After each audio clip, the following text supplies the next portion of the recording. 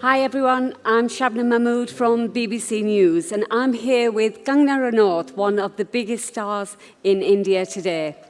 She shot to fame in 2006 with her debut film Gangster, and in less than a decade she's established herself as one of the leading actresses in Bollywood. Her choice of roles has redefined the stereotypical Indian film heroine. Let's welcome Kangana. Thank you, everyone. Thank you. Thank you, Shabnam. First of all, Kangana, I'd like to take you back to your childhood.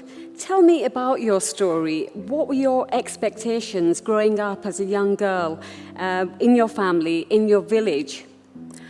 Well, the thing is, in India, it's a matter of fact that a girl child is seen as a liability, and probably the only expectation is that you grow up to, be a presentable young woman who can get a decent spouse.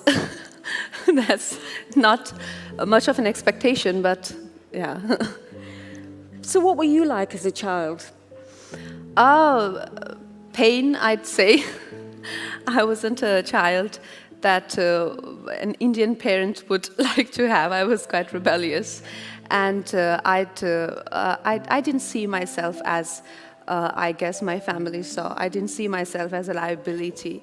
I didn't see myself as someone who is, whose purpose of life is just to find a good enough husband who can take care of her. I saw myself as much more than that. You said rebellious. What kind of things did you do as a child? I think I was quite confident of myself, and I had a mind of my own. I liked the fact that my father had a lot of expectations from my brother, and I probably wanted to be that person who he could be proud of, and who could, who could be her own hero. So, yeah, that led to many incidences, including my running away from my house, I guess. Before we come to that, just wanted to ask you a little bit more about your family. Was it a very traditional family? Was there a lot of, the male members of your family, were they treated with favoritism? Yes, I won't say it was an exceptional Indian family. That is pretty much how it is everywhere, where, you grow up in a very, very protective environment. Which can sometimes lead to a little bit of suffocation also. It can just be a little too protective sometimes. Were your family sort of like, they had favoritism towards your brother? Yeah, like I said, in India, a girl child is seen as a liability, so naturally a girl child isn't that celebrated for sure. So what eventually pushed you to leaving home? Like I said, that quest, that understanding of your own self, that confidence that you carry in yourself, that you're a lot more than people think you are, and you want to prove that, and you want to find yourself, and you want to be a lot more than you're believed that you are. So probably that quest. It can't have been easy though. Yes, I've struggled for 10 years. Yeah, that's quite long. What was the opposition like then when you made that decision to leave home? Well, my parents gave me an easy option that if you are gonna, go your way, so there's the highway, and you can probably expect no funds and no support, which I think was legitimate, because, I think that was a fair option. Was there one particular incident that led to you leaving home? Your father was quite angry with you. Yes, I think I left. I just refused to go to school, and I'm like, I can't do science. I don't want to be a doctor. And he's like, then what would you be? And I'm like, I don't know. So he's like, don't you think you should? I said, give me a year and I would find out. And he's like, I have no money to spend on these sort of hobbies of yours. And I'm like, sounds fair. So you left home, yes, and you went to a big city like Mumbai. Mm-hmm. What was that like when you first arrived there? No, no fairy dream or story, nothing like that. It was quite harsh. And, I was nothing like I am today. I couldn't speak a word of English. And in England, people might be understanding of that, but in Bombay, they're not very forgiving. If you don't speak English, how do you expect to work in Hindi films? Well, that was an obstacle, I'd say. You overcame that obstacle, but you overcame many obstacles because it wasn't easy to establish yourself. What did you want to do the minute that you arrived in Mumbai? Did you think, I want to be an actress? Or did you have to go through various stages like, modeling? Oh yes, various stages, various auditions. I ended up sleeping on the pavements, and I didn't have food to eat. And my father would call, he's like, so did you learn your lesson? I'm like, no, you better get ready to learn yours. So it took way too long, and I think for him to learn his lesson 10 years, he was like, okay, fine. But I think I finally made my point clear. But yes, it was just one of those ordinary struggling stories where you're, there's a string of incidences or accidents, one after the other, one worse than the other, and then you're like, am I in a bad dream, or it's just, so yeah. You're known for being very honest and very outspoken to the media. You're a great role model for the modern, independent Indian woman who goes against the traditional norms. How important is that for you? Well, honestly, I really don't know how to be any other way. I mean, I find a lot of pride in being who I am, and that was the case from my childhood. Like I said, my parents saw me as someone else. They saw me as someone who was a liability, but that didn't change my understanding of my abilities and myself. And when I came to Mumbai, they saw me as this village woman who had a weird accent and weirder appearance, I guess. But I didn't see myself like that. I thought of myself a lot more than just, I am a lot more than my appearance or my age or my color or my hair. And that is how I saw myself, and it'll never change. And why would I want to hide that? I let that be there. For people, sometimes they find it too much, sometimes they like it. I mean, that's just the way I am. What are expectations for girls now compared to when you were growing up? And that wasn't a very long time ago, was it?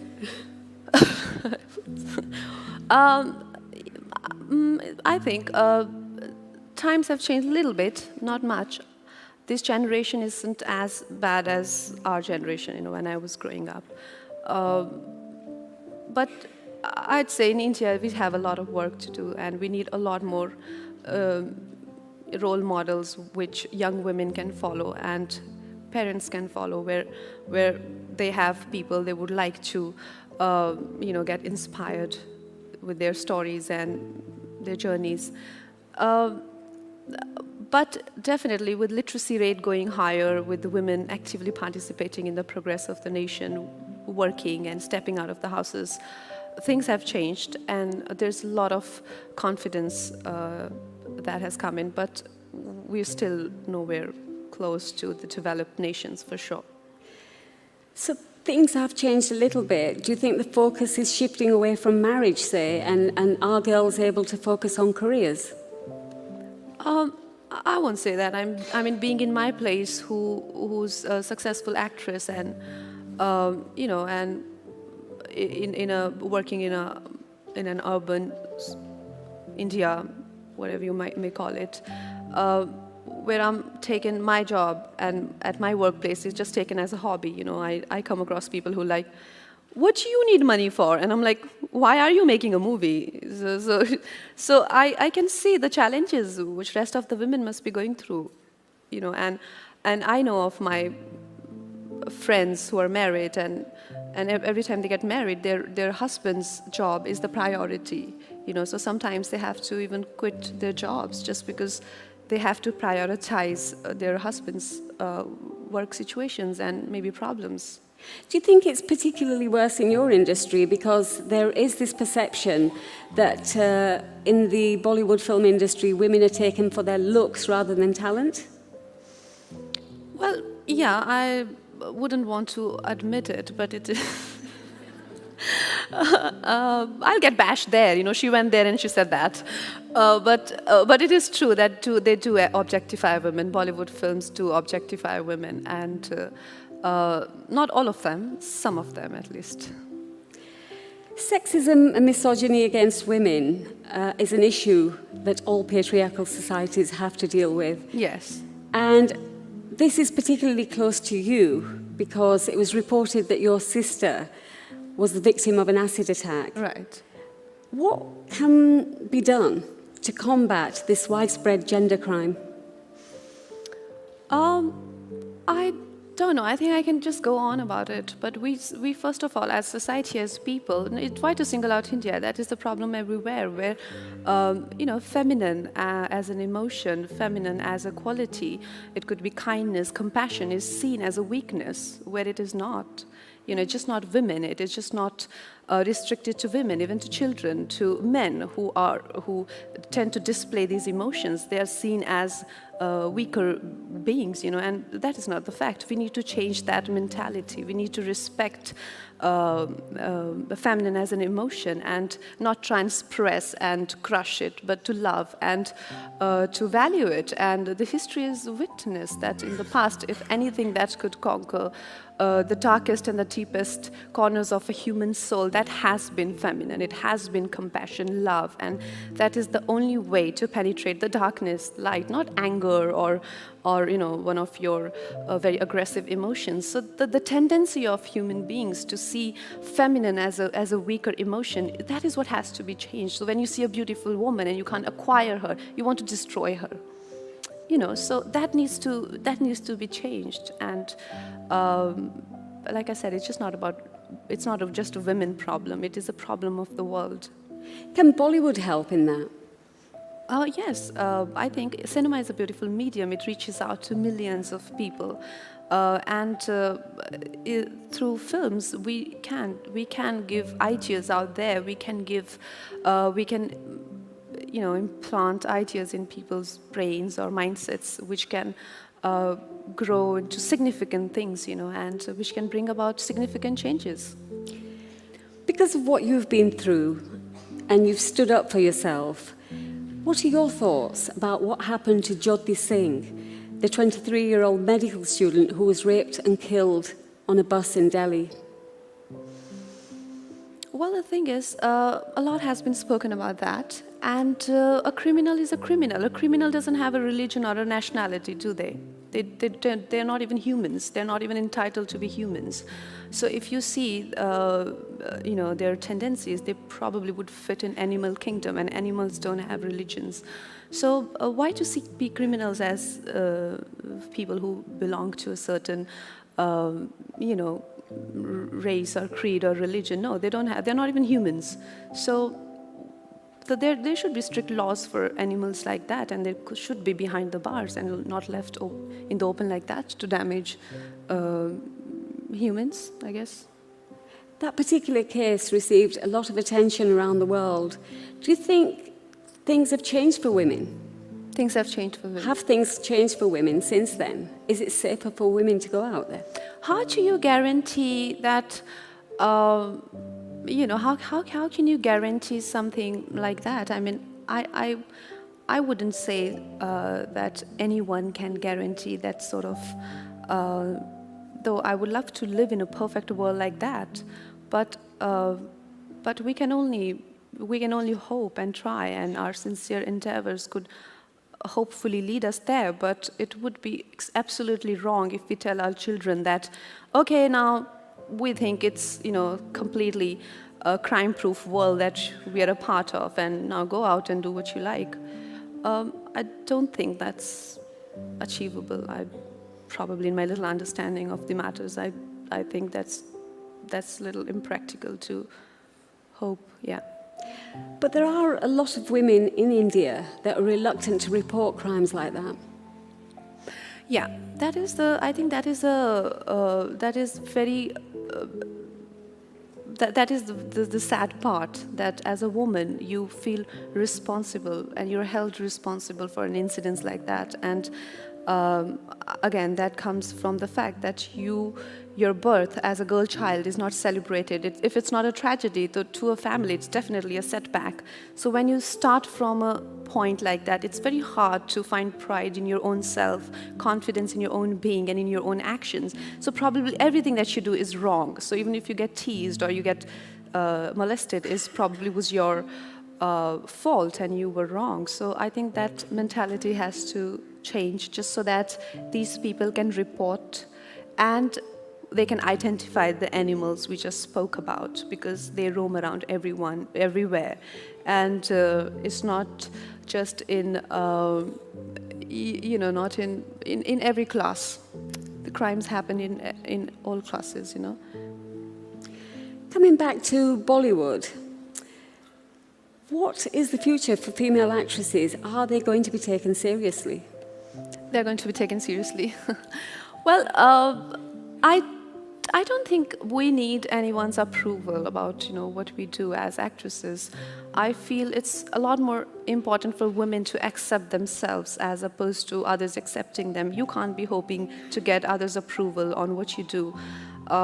When I work in a film, I'm not seeking anyone's approval, So because they always start as, and I'm like, yeah, it is good, it's great. And they're like, yeah, it is good. So you got to be confident of who you are, and you can't really always, because others' opinion of you will always shift. Their perspective will keep changing. Like I said, when I started out, they dismissed me like a nobody.